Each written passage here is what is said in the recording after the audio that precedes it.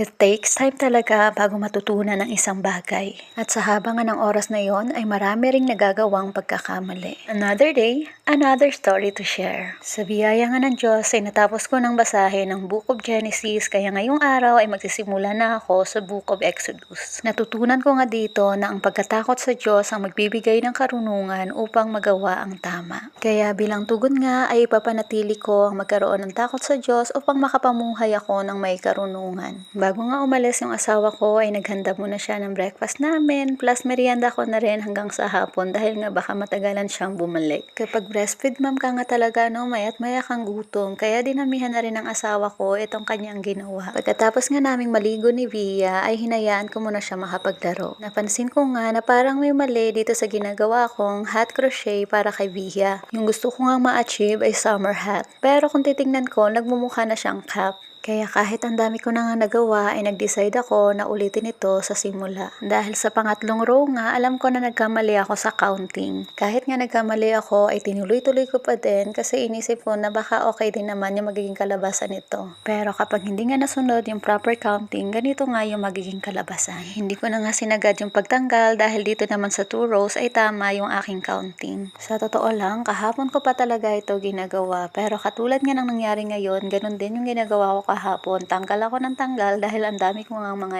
errors. Mabuti na lang talaga na lagi rin akong nire-remind ng asawa ko na wag bang hinayangan yung oras na nilalaan dahil sa mga errors. Dahil nga naman talaga sa mga pagkakamali ay mas malaki yung percent ng pagkatuto. At sa point nga na ito ay patapos na ako sa 3rd row. Bago ko nga pinagpatuloy yung pag-crochet ay bumaba muna kami sa playpen ni Via. Naglinis muna nga ako saglit dahil hindi ko nga pala ito na vacuum kagabi. Hinanda ko lang nga yung mga pwedeng laruin ni Via para makapag-crochet na ako ulit. Nung na-set up ko na nga itong keyboard ni Via ay bumalik na din ako ulit dahil gustong-gusto ko na nga talagang matapos ito ngayong araw. Maya-maya nga ay nagutom na itong si Via pero ang nanay tuloy-tuloy pa din sa pagko-crochet. Mas mainam nga talaga na merong ganitong libangan habang nagpapadede. At this point nga ay naka 5 rows na ako. Ang sarap talaga sa feeling kapag unti-unti mong na-achieve yung bagay na gusto mo. Fast forward tayo, kinahaponan nga ay dumating na rin yung asawa ko. Namili nga lang siya sa bayan itong mga kailangan namin para sa iluluto kinabukasan. Kaya tumigil muna ako saglit para ihanda ang aming pagkain sa table para sa aming pananghalian. Pagkatapos nga namin kumain ay nagpatuloy na ulit ako sa pagko-crochet. Ayaw nga magpasukat ni Via sa kanyang ulo kaya naisip ko na dito na lang sa balloon isukat ito. Pagdating nga dito ay tansya-tansya na lang yung ginawa ko. At this point nga ay naka 11 rows na ako. Malapit na talaga itong matapos. Nagpaalam muna nga yung asawa ko na matutulog muna daw sila ni Via. Kaya habang tulog nga ang dalawa ay tinuloy-tuloy ko na ito.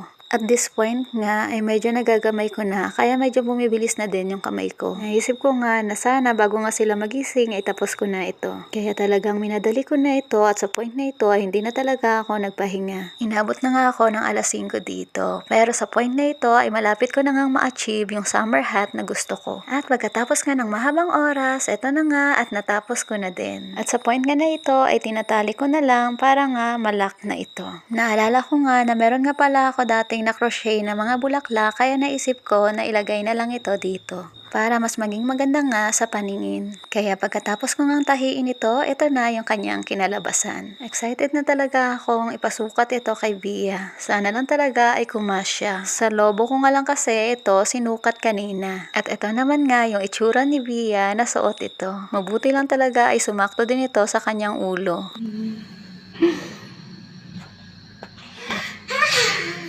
At ito naman nga ang ilang larawan na kuha ko kay Via habang suot ito.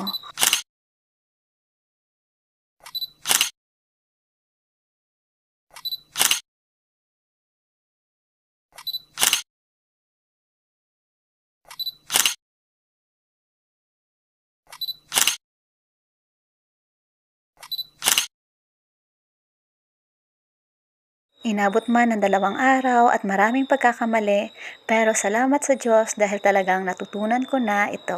Muli ako si Mama Care ay lagi nagpapaalala to always care and share something with those people around you. Thank you for watching!